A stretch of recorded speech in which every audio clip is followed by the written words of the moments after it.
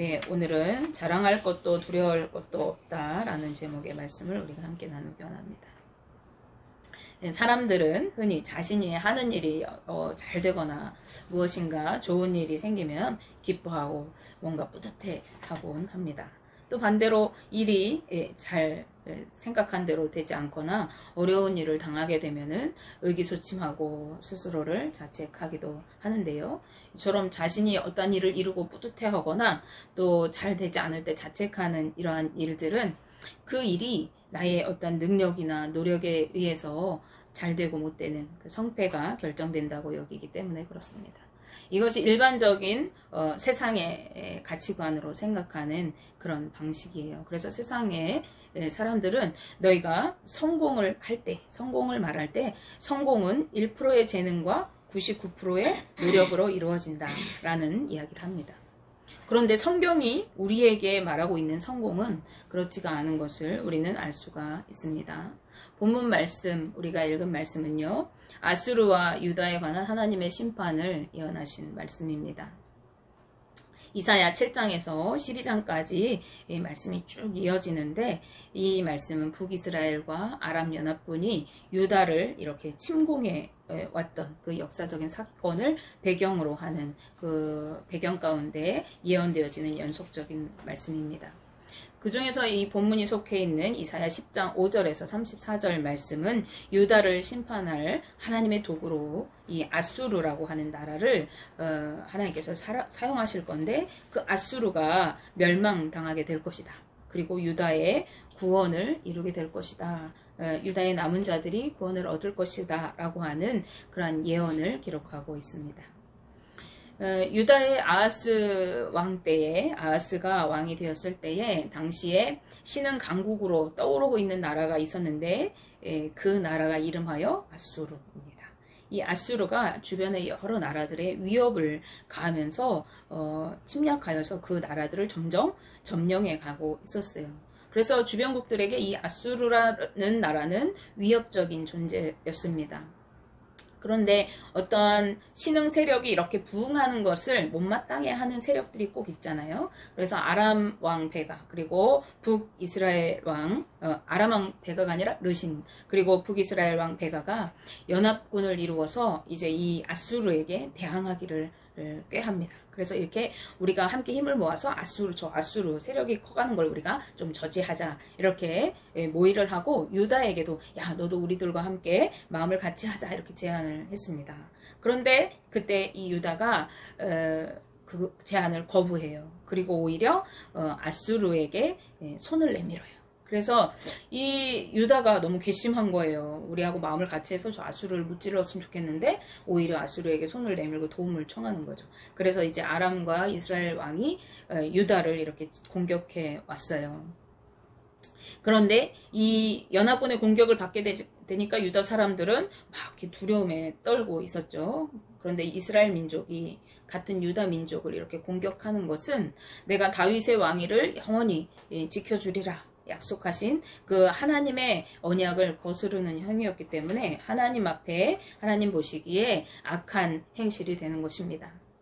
이때 하나님께서는 유다 민족들에게 두려워하지 말라라고 임마누엘의 약속을 주셔요. 내가 너희와 항상 함께 있으리라 라고 말씀하시는 것이죠.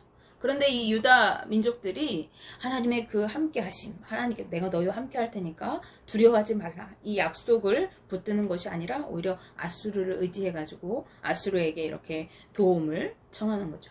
아하스 왕이 이렇게 하나님의 약속을 믿지 못하고 오히려 막강한 힘을 가지고 있는 저 아수르의 힘을 의지해서 그 나라에게 손을 내민 것이 하나님 보시기에 악한 것이 돼요. 왜요? 하나님을 의지해서 살아가야 할 백성인데 하나님을 의지하지 않고 오히려 세상의 어떤 힘을 의지하는 것이죠. 유다 백성들이 그들과 함께 하시면서 자신을 보호해 주시겠다고 하는 하나님의 약속을 믿지 못하고 아수르의 힘과 권력을 의지하게 되자 하나님은 그들이 의지했던 이 아수르를 오히려 이 유다를 치는 채찍으로 사용하시기로 하셔요. 그래서 오히려 아수르를 통해서 너희 유다 민족이 환난을 당하게 될 것이라고 선언하셨습니다. 하나님의 이 예언은 그 아하스 왕의 아들 그 후대에 히스기야 왕 때에 이루어지게 돼요. 히스기야가 유다의 왕이 되었을 때에 14년째 되는 해였습니다. 아수르 왕의 사네립이 유다를 이렇게 공격해 오게 되었어요. 이 히스기야 왕은 아하스 왕은 친아수르 정책을 써서 아수르와 이렇게 동맹을 맺고 아수르에게 이렇게 조공을 바치면서 도움을 받고 있었는데 히스기야 왕은 그것을 과감히 깨버려요. 그래서 이제 이 아수르를 배반하고 그 아수르와 동맹을 끊어버리게 되어져요. 이 히스기야 왕의 행동이 괘씸했겠죠. 아수르 왕 사네립이 괘씸하기 때문에 유다를 쳐들어와서 정벌하려고 이렇게 계획을 세워요. 그래서 이제 이 히스기야 왕이 아수르하고 이렇게 손절하면서 애굽의 손을 잡게 되거든요. 그래서 이 사네립이 내가 저 유다를 치고 그 배후에 있는 애굽까지도 정벌하겠다라고 하는 아주 큰 꿈을 품고 이제 이 유다를 점령해 오게 되어집니다. 그래서 이제 점점 세력을 키워가는데 저 애굽이라는 거대한 나라, 아수르가 등장하기 전에 가장 막강한 나라였던 그 애굽까지를 이렇게 넘보게 되어지는 그런 결과를 갖게 되어지는 거죠. 이러한 그 사네립의 계획 그리고 그 침공은 마치 아수르가 자기 힘이 막강해서 그 세력을 확장해가는 것처럼 보였지만 그 이면에는 하나님께서 온 열국을 심판하시는 도구로 아수르를 사용하고 계시는 그 섭리하심이 있었던 것입니다. 그런데 하나님께서는 유다를 포함한 열방을 치시려는 도구로 아수르를 세우셨다라고 말씀하는 그 말씀이 이사야 10장 5절 6절 말씀에 있어요. 아수르 사람은 화 있을진저. 하나님께서 채찍으로 사용하시는데 그 아수르에게 화 있을진저 말씀하세요. 그는 내 진노의 막대기요 그 손의 몽둥이는 내 분노라. 내가 그를 보내어 경건하지 아니한 나라를 치게 하며 내가 그에게 명령하여 나를 노하게 한 백성을 쳐서 탈취하며 노력하게 하며 또 짓밟게 하려 하거니와 라고 말씀하세요. 하나님의 진노의 막대기 분노의 지팡이가 되는 이 그 아수르에게 하나님이 힘을 주셔서 온 나라를 정벌하고 징계하고 다스리게 하셨대요. 그 나라를 밟게 하셨대요.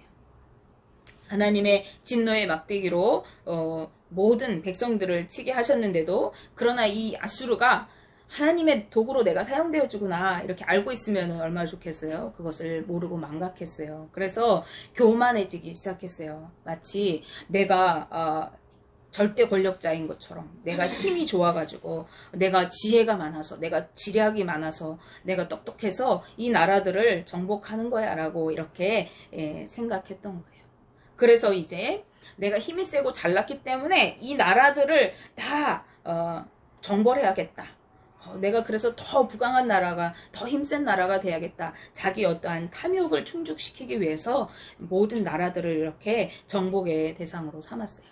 오늘 이사야 10장 13절 말씀에 아수르가 이렇게 말하고 있어요. 그의 말에 나는 내 손의 힘과 내 지혜로 이 일을 행하였나니 나는 총명한 자라 열국의 경계선을 걷어치웠고 그들의 재물을 약탈하였으며 또 용감한 자처럼 위에 거주한 자들을 낮추었으며 자신의 손의 힘과 어떠한 지혜로 이렇게 자신이 행했다고 자부심을 가지고 있었던 거예요. 그런가 하면은 이방 우상들과 이스라엘의 하나님을 이렇게 비교하면서 오히려 하나님을 그들보다 못한 신으로 여기면서 신속모독하는 죄를 저질렀어요. 그래서 하나님의 절대 주권을 멸시하였습니다.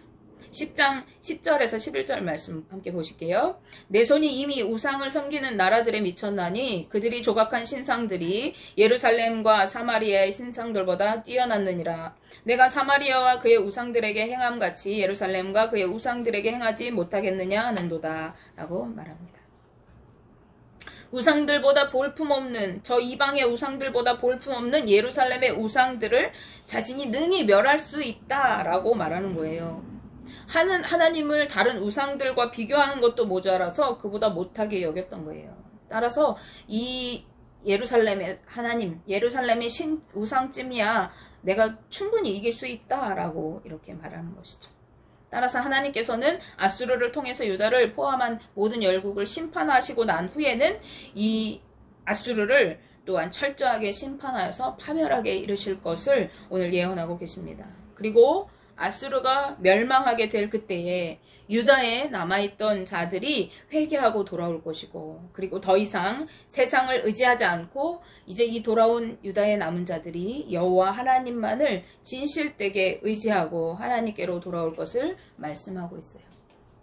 그런데 모두가 돌아오는 것이 아니래요. 하나님이 사랑하는 이스라엘 백성인데 모두 다 하나님께서 구원해 주시는 것이 아니라 남은 자들만 돌아오게 된다고 말씀하세요. 이사야 10장 22절 말씀에 이스라엘이여 내 백성이 바다의 모래 같을지라도 남은 자만 돌아오리니 넘치는 공의로 파멸이 작정되었습니다. 라고 말씀하십니다. 유다와 이스라엘에 악이 가득해서 하나님이 이방 민족 아스르를 쳐서 그들을 심판하시고 하나님의 공의로 파멸을 작정하셨어요. 그런데 그 중에서 남은 자들을 하나님께서 돌아오게 하신대요. 남은 자들 어떤 자들이죠? 하나님께 회개하고 돌이키고 구원받은 자들이, 그들이 돌아온다고 말씀하십니다. 아수르에 관한 멸망은요, 이후에 하나님의 또 다른 심판의 도구였던 아수르 이후에 부강한 나라를 이루는 바벨론을 통해서 성취되게 돼요. 그래서 바벨론을 통해서 BC 612년, 예수님이 오시기 612년 전에 이 아수르의 성 니느웨가, 수도였던 니느웨가 함락되고, 그리고 그로부터 7년 후인 605년에 완전히 아수르가 멸망하게 되어집니다. 다시 본문으로 돌아와서 하나님께서는 유다 백성들을 향하여 아수르가 하나님의 심판의 도구가 되어서 엄청난 공세로 유다를 침략하여서 멸망의 위기를 맞게 될 것이지만 하나님의 강한 역사하심으로 이제 역전시키셔서 아수르를 패하게 하실 것이라고 말씀하세요. 그래서 너희는 그들을 두려워하지 말고 하나님만 의지하고 하나님만 믿으라 라고 말씀하십니다. 히스기야 왕 시대의 아수르의 침략으로 유다 온 나라가 초토화가 되고 예루살렘 성에 이제 몰린 그 남아있는 죽음을 면한 이스라엘 백성들이 예루살렘 성에 모여 있었어요. 그리고 남은 유다 백성들과 히스기야 왕이 하나님께 부르짖어 회개하며 기도하였어요. 그리고 하나님만 의지하기 시작했어요. 그들은 이제 많은 백성들이 죽임을 당하고 성은 다 초토화되고 이제 그 예루살렘 성 그 안에 모여가지고 진짜 자기네들이 초라하고 또 싸울 힘도 여력도 많이 남아있지 않은 그 상황에서 의지할 것은 오직 하나님밖에 없었어요. 그들이 회개하고 하나님께 돌아와서 그 하나님만을 의지하였을 때 하나님께서는 유다를 향한 진노를 이제 그치시고 하나님의 그 진노의 화살을 유다에서 아수르로 방향을 트셔요. 그래서 18만 5천 명이나 되는 그 수많은 아수르 군대를 패하게 하시고 아수르 왕 사네립이 이제 남은 군사를 이끌고 자기 본국으로 퇴각하여 돌아가게 하셨습니다. 이 말씀을 통해서 우리가 어떤 교훈을 얻을 수 있을까? 세 가지로 한번 생각해 보기 원해요. 첫째는요, 세상에 어떤 것도 우리가 자랑할 것이 없다는 것입니다. 당대의 막강한 권력을 가지고 있었던 아수르는 그것이 자신들의 어떠한 힘과 능력과 지혜로 얻은 것이라고 교만하게 생각하였습니다. 그러나 그 모든 것은 하나님께서 허락하신 것이었기 때문에 그들이 교만하여서 하나님을 업신여기고 탐욕으로 가득하였을 때 하나님은 그것들을 한순간에 그 모든 것을 파멸에 이르게 하셨음을 볼 수 있습니다. 또한 하나님을 심판하는, 하나님의 백성을 심판하는 도구로 하나님은 이방의 아수르라고 하는 민족을 사용하셔서 자신의 백성을 심판하시는 것을 우리가 볼 수 있어요. 따라서 우리는 나는 특별히 하나님께 구원받은 하나님의 선택받은 백성이라고 자랑할 것도 없어요. 하나님은 돌들을 들어서도 하나님을 찬양하도록 하실 수 있는 분이에요. 또 마른 막대기를 들어서 능력의 도구로 사용하실 수 있는 분이 하나님이십니다. 하나님은 그 누구라도 친히 택하셔서 자신의 백성으로 삼으실 수 있는 분이시기 때문에 그렇습니다. 잠언 16장 4절 말씀에 여호와께서는 온갖 것을 그 쓰임에 적당하게 지으셨나니 악인도 악한 날에 적당하게 하셨느니라 라고 말씀하십니다. 하나님은 악한 자도 들어서 사용하셔서 하나님의 영광을 드러내시는 분이에요. 그렇기 때문에 주님께서 허락하지 않으시면 우리는 아무것도 아닌 것입니다. 우리가 누리는 그 어떤 것도 주님의 은혜가 아닌 것이 없는 것이에요. 그렇기 때문에 내가 뭔가 조금 잘하는 것이 있고, 뭔가 가진 것이 조금 있고, 뭔가 능력이 조금 있고, 다른 사람보다 잘난 것이 뭐 얼굴이 좀 예쁘게 생겼고, 내세울 것이 아무것도 없다는 것이에요. 우리는 오히려 내가 가지고 있는 것, 다른 사람보다 조금 더 내게 누리고 있는 것들을 어떻게 하면 하나님의 뜻에 합당하게 사용할 수 있을까를 생각해야 하는 것입니다. 그리고 우리가 자랑할 것은 오직 하나님 아버지, 예수 그리스도의 십자가밖에 자랑할 것이 없어요. 바울은 갈라디아서 6장 14절 말씀에서 이렇게 고백해요. 그러나 내게는 우리 주 예수 그리스도의 십자가 외에 결코 자랑할 것이 없으니. 아멘. 바울은 뛰어난 학식을 가지고 있었고 유명한 가문의 사람이었고 그 당시에 명문 집안이었으며 로마의 시민권을 가진 선진국의 시민권자였어요. 그가 자랑할 것이 얼마나 많았는지 모릅니다. 그런데 예수 그리스도를 만나고 나니까 그가 그동안 자랑스럽게 여겼던 가문과 학식과 어떠한 그 명문 지하, 그 모든 것이 다 배설물처럼 여겨졌어요. 그리고 나는 이제 예수 그리스도의 십자가, 나를 구원하신 그 이름만 자랑합니다 라고 고백했던 것입니다. 마찬가지로 우리가 자랑할 것은 내가 가지고 있는 그 어떤 것이 아니라 오직 예수 그리스도를 향한, 예수 그리스도의 십자가, 그것을 통하여 나를 구원하신 우리를 향한 하나님의 사랑, 그것을 자랑할 것밖에 없는 것입니다. 두 번째로 이 말씀을 통해서 우리가 얻을 수 있는 교훈은 세상의 그 어떤 것도 두려워할 것이 없다는 것입니다. 아수르가 무서운 기세로 유다를 침공해 왔어요. 멸망의 위기 가운데 이르렀습니다. 온 나라가 파괴되고 주변에 수많은 사람들이 죽어가고 이제 마지막 성 이 예루살렘을 빼앗기면 유다라는 나라는 영원히 없어지는 예루살렘 성에 갇혀있는 이 히스기야 왕과 유다의 남은 자들이 얼마나 두려움에 떨고 있었겠어요. 그때 이 두려운 멸망의 위기 상황에 초라한 자신들을 바라보며 낙담하고 있는 그들에게 하나님께서는 두려워하지 말라고 말씀하십니다. 하나님께서 그들을 심판하여서 멸하실 것이기 때문에 너희들은 두려워할 것이 없다라고 말씀하시는 거예요. 열왕기하 19장 6절 7절 말씀입니다. 이사야가 그들에게 이르되 너희는 너희 주에게 이렇게 말하라. 여호와의 말씀이 너는 아수르 왕의 신복에게 들은 바 나를 모욕하는 말 때문에 두려워하지 말라. 내가 한 영을 그의 속에 두어 그로 소문을 듣고 그의 본국으로 돌아가게 하고 또 그의 본국에서 그에게 칼에 죽게 하리라 하셨느니라. 아멘. 오늘 본문 말씀이 있는 그 배경 말씀이에요. 사내립이 막 쳐들어와가지고 막 하나님을 조롱하고 야 너희 신이 어디 있느냐 막 조롱하고 있을 때 너희는 오줌이나 먹고 그런 백성이다 라고 했을 때 하나님께서 그들의 말 때문에 너희가 두려워하지 마라. 내가 내 영을 그들에게 보내어서 그들이 스스로 두려워하게 하고 본국으로 돌아가게 할 것인데 그 본국으로 들어간 그 자리에서 칼에 죽임을 당하게 그들을 멸하리라 라고 말씀하시는 거예요. 눈앞의 상황은 곧 나라가 멸망할 위기에 처해 있는 가운데 있습니다. 자신들의 힘으로는 도저히 그 위기를 감당하지 못할 두려운 상황에 놓여 있는 것입니다. 하지만 하나님께서 그런 유다를 회복시키시고 대적을 대신 물리쳐 주시겠다고 약속해 주신 것입니다. 하나님의 약속을 붙드는 사람, 하나님을 의지하는 사람은 세상의 어떤 것도 두려워할 이유가 없습니다. 하나님께서 우리를 대신해서 싸워주시고 우리를 보호해주시고 인도해주시고 우리를 책임져 주시기 때문에 그렇습니다. 그렇기 때문에 우리는 세상을 두려워할 이유가 없는 것입니다. 마지막으로 우리는 하나님만 신뢰하면 되는 것입니다. 하나님께서 우리의 창조자가 되시고 아버지가 되시고 우리의 구원자가 되십니다. 우리는 그 하나님만 신뢰하고 믿고 그분께 나아갈 때 하나님의 축복을 누리며 그 안에서 즐거워하는 삶을 살아가게 되는 것입니다. 그분은 우리의 모든 삶을 책임져 주시고 돌보시고 함께 해주시는 분이기 때문에 그렇습니다. 시편 146편 3절 4절 말씀에 귀인들을 의지하지 말며 도울림이 없는 인생도 의지하지 말지니 그의 호흡이 끊어지면 흙으로 돌아가서 그날에 그의 생각이 소멸하리로다 라고 말씀하십니다. 세상에 그 어떤 것도 우리가 의지할 것이 아무것도 없습니다. 우리가 의지할 것은 오직 여호와 한 분밖에 없는 것입니다.